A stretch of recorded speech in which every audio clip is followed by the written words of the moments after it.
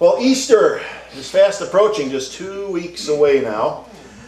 And every time of year as I hear about Easter and people are saying Easter's coming, I find the same question coming up. I end up contemplating the same question every year about this time. And the question is, who is Jesus? Or who was Jesus? Who was Jesus? And why should we care? Now, even if you're not a Christian, when Easter and Christmas come around, it brings us face to face with the question of what do those events still mean today? And I think the fact is that lots of people do care. And I'm not just talking about evangelical Christians. New books about Jesus seem to be coming out every month. And one that caught my attention a few years ago is by a favorite author of mine. His name is Bart Ehrman. You've heard me talk about him before. The book was called How Jesus Became God, the exaltation of a Jewish preacher from Galilee.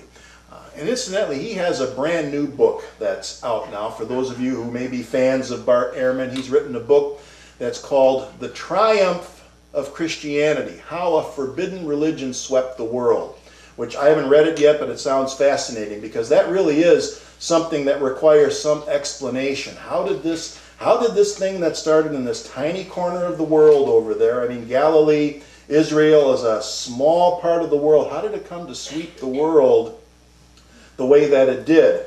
So that's something that's worth checking out. But Bart Ehrman is an interesting fellow because he was raised as an evangelical Christian. He went to the Wheaton College, which is an evangelical Bible college. And then after he got into college, university, he started having what Lewis Black describes as he started having thoughts. They got him to thinking, and from there he went from being an evangelical Christian to, he describes himself today as an agnostic. So he doesn't have an axe to grind here. He's not trying to promote Christianity, but he's still fascinated with the life and teachings of Jesus and Christianity itself. So this is a quote from Dr. Ehrman that he wrote in connection with the book How Jesus Became God. I think it's kind of interesting. He asks, how did Jesus become God? That's the question I address in my book, and I think it's an inordinately important one, not just for Christians who personally believe that Jesus really is God, but for all of us, whether believers or non-believers, Christians, Jews, Muslims, Buddhists, agnostics, atheists, all of us who are interested, as well we ought to be, in the history of Western civilization. It is not hard to make the argument that if Jesus had never been declared God, our form of civilization would have been unalterably and indescribably different. I think this unbiased perspective is what I was talking about. Lots of people care or should care about who Jesus was and what he means today. And I want to focus on that part there where he talks about how the history of Western civilization was shaped by the life of this man from an obscure place called Galilee. Even for the spiritual but not religious folks, the life of Jesus did in fact become the primary role model for Western spirituality. We are grounded in the Judeo-Christian heritage, whether we like it or not, and whether we realize the extent to which it influences Western spirituality. So that's one, I think, very good answer to the question of why should we care. If we care about Western civilization and we want to be informed, that's why we should care. But another reason I think that we should care is that there are essential teachings of Jesus that continue to stand on their own merits today, regardless of whether you consider him God or Savior or not. However, the biggest problem we have is separating the teachings of Jesus from the stuff that people made up about him later on. The doctrines that were developed later on, supposedly based on the teachings of Jesus, but you can't trace them back to anything he necessarily specifically said. Separating the myth from the reality is a process that's been going on for a long time now, probably a lot longer than most of us realize. One of the pioneers in the field of separating Jesus from the stuff that people made up about him was this man up here on the next slide, Albert Schweitzer. Everybody has heard of Albert Schweitzer, I'm sure. We don't hear too much about him today, do we? He's not as big of a figure as he used to be. I think his humanitarian work probably ranks him up there somewhere with Mahatma Gandhi and Mother Teresa, who everybody talks about today, but he kind of gets lost in the shuffle. He was best known for his charity work in Africa. That was during the early 20th century. But he's actually, I think, better known as a theologian. He wrote a book. This one up here, published in 1906. 1906, long time ago. The book is called The Quest of the Historical Jesus. Here's a brief excerpt of the kind of things that he was saying in this book. He writes, "The Jesus of Nazareth, who came forward publicly as the Messiah, who preached the ethic of the kingdom of God, who founded the kingdom of heaven upon earth, and died to give his work its final consecration, never existed. He is a figure designed by rationalism, endowed with life by liberalism, and clothed by modern theology in a historical garb. This image has not been destroyed from outside, it has fallen to pieces." Now, sometimes it's important, instead of focusing on what he said, focus on what he's not saying. Okay? He's not saying that Jesus never existed. Okay? What he's saying that never existed is a certain picture, or perhaps even a caricature of Jesus that was created over the years. That's what has never existed. He doesn't deny the historical reality of Jesus, just the picture we've created of him. And that's what has now fallen to pieces, like a jigsaw puzzle that falls apart into pieces. Never was real in the first place. That was in 1906 that he wrote that. And he was using source material that had been around for a lot longer than that. If you want to look for one of the oldest disputes about the identity of Jesus, you'll find it in the Gospels. I'm going to paraphrase the story here. Jesus was out and about teaching and preaching, and his disciples were following him around from town to town. And he turns to them and decides to ask them a question. He says, "Who do people say I am?" And his disciples start giving him different answers. They tell him, well, some say you're Elijah, some say you're a continuation of Moses, you're one of the prophets, and so on and so forth. And then Jesus stopped and he says, okay, that's what people are saying. What people are saying I am, who I am. Now tell me, who do you say that I am? And all of his disciples except one are like, I don't know. I don't know. The only one who speaks up is Peter. And Peter gives him supposedly the correct answer and says that you are the Messiah, the promised one, and so on and so forth. And Jesus says, yeah, you got it right. Then he tells him, keep it a secret. At least in the Gospel of Mark, and I think one other place, he says, don't tell anyone. So he supposedly, nobody else can agree on who he is. Everyone else gets it wrong. The guy who gets it right, he says, you can't tell anyone. All right? Is it any wonder people are still confused? Huh? That's the kind of thing that was happening all the way back in the Gospel times. Now, most ministers these days who are graduated from an academically accredited non-evangelical seminary quickly learn that the clear consensus in Bible scholarship going all the way back to the mid-1800s is that stories like the virgin birth, miracles, walking on water, the resurrection, the ascension, the second coming, are all meant to be either metaphors or they're mythological in nature rather than historical or prophetic. They learn these things, and the sad thing is that a lot of these ministers think that they have to conceal this truth from their congregations for various reasons. They're afraid that the people might turn on them because they're not being politically correct and towing the party line, or or people might get so uncomfortable that they'll leave, and so on and so forth. And what ends up happening is that later on, people are eventually going to hear this. They're going to hear the truth. They're going to learn it from reliable sources. And when they do, they feel this sense of betrayal. Many of them feel this sense of betrayal. They trusted this community and the leader of the community, their minister, to give them the truth. And it didn't happen. So they feel betrayed and they lose trust in those institutions, which I think could be part of the reason why church attendance in general is declining, because of that kind of thing. Not solely responsible, but it's one of the elements. It's a self-inflicted wound, because people should be able to handle the truth. In fact, here we believe that people can handle the truth. Truth is not a threat to faith, because as I define faith, truth and faith go together. This is my definition of faith. Faith, trusting that which we know to be true. Trusting that which we know to be true. Because we don't always trust what we know, do we? We don't always trust what we know. Fear, doubt can get into the way. We may worry what others think of us, so we don't act on the truth that we've come to know, things like that.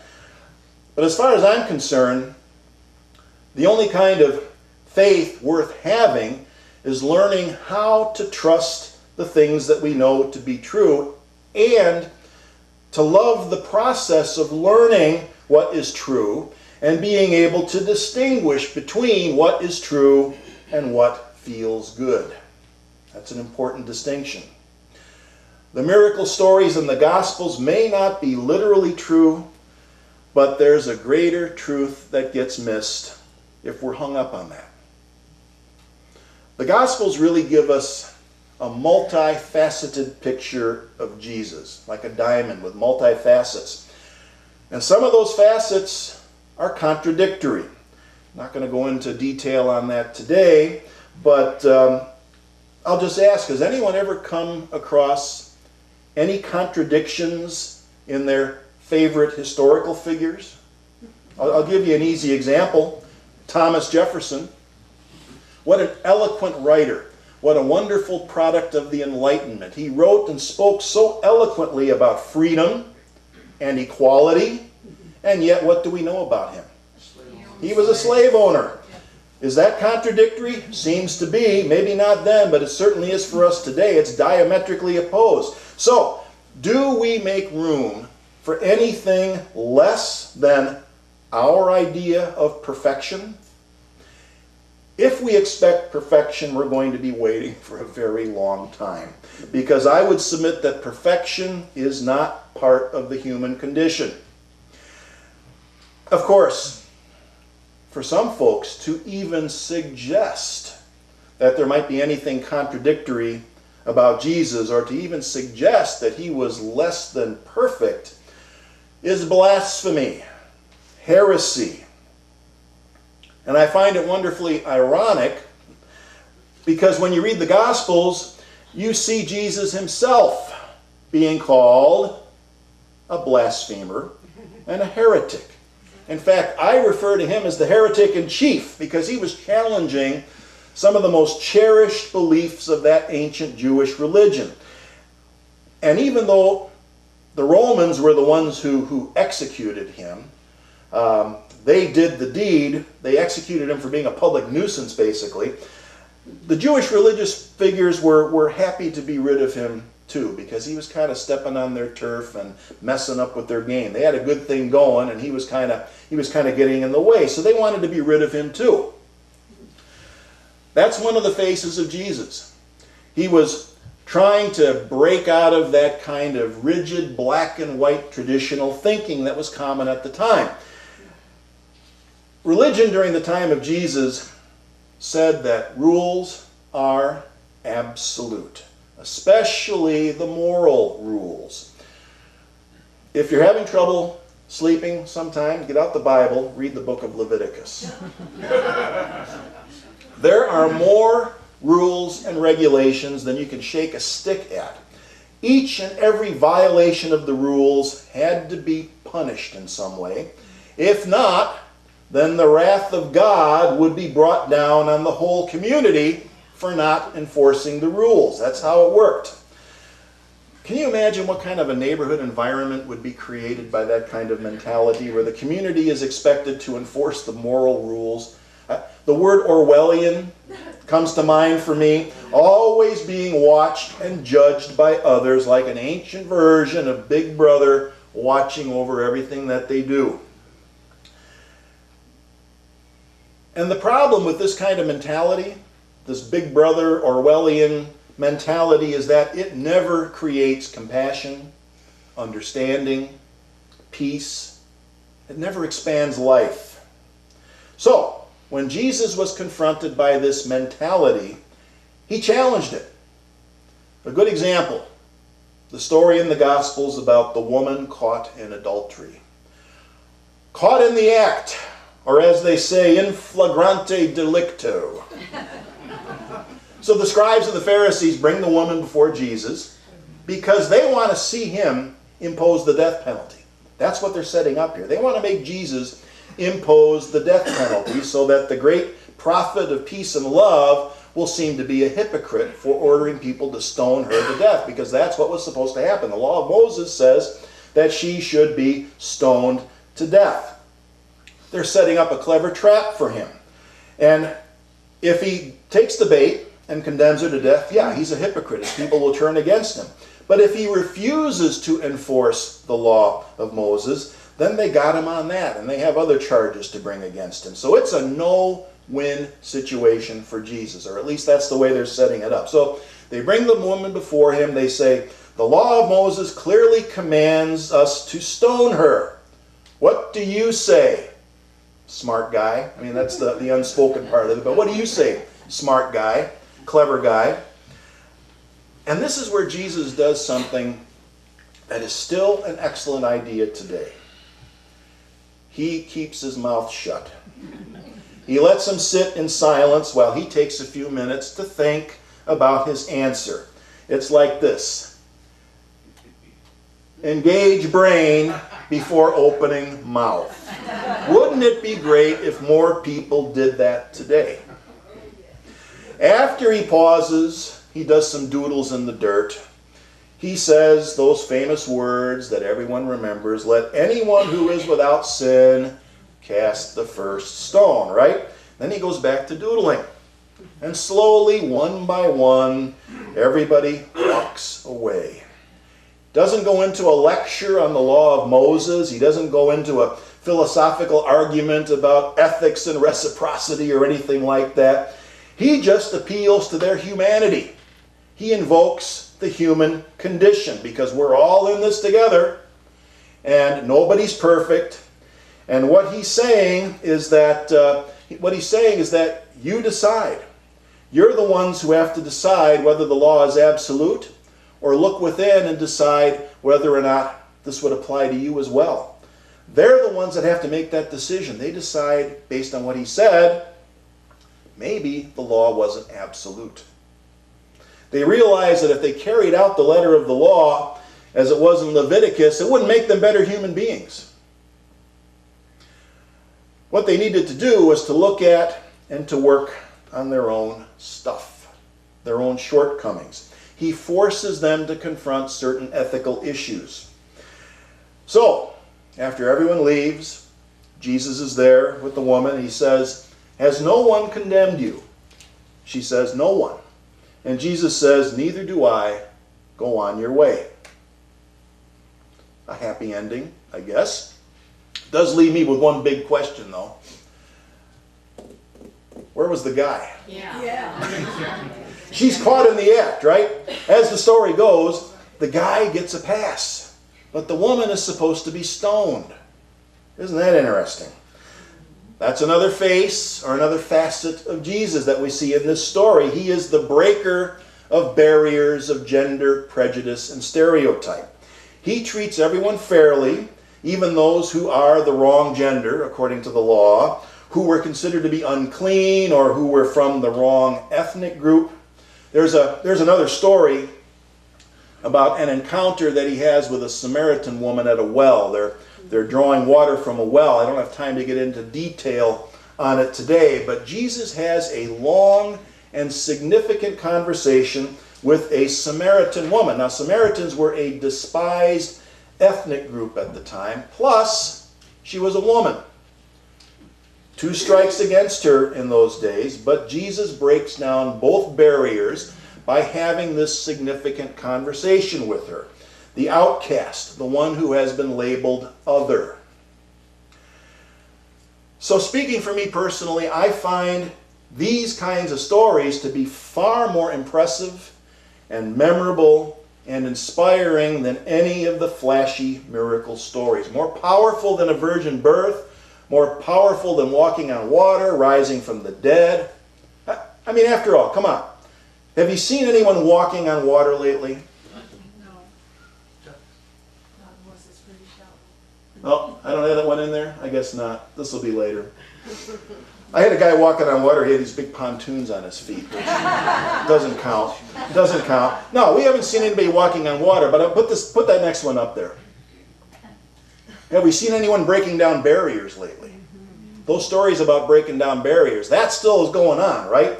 All these people up here are modern day barrier breakers. Lots of that still going on. So the flashy stuff, the miracles, the bling, I think they're distractions. Form over substance. We don't need people to walk on water or fly off in the sky on a cloud. We need people who can show us how to be a complete and whole human being and what it means to live a life infused with powerful ideas like compassion, equality, justice, overcoming, and just plain basic kindness. That's what we need. We need people who can keep us engaged in the process of thinking about life in ethical terms instead of just blindly following the rules. We need less black and white absolute thinking and more focus on possibility. We need more of those barrier breakers like Jesus and the more recent ones that we just looked at. But better yet, maybe we can learn from all of this how not to put the barriers up in the first place so we don't need people to come along later and knock them down. So the question is, who was Jesus and why should we care?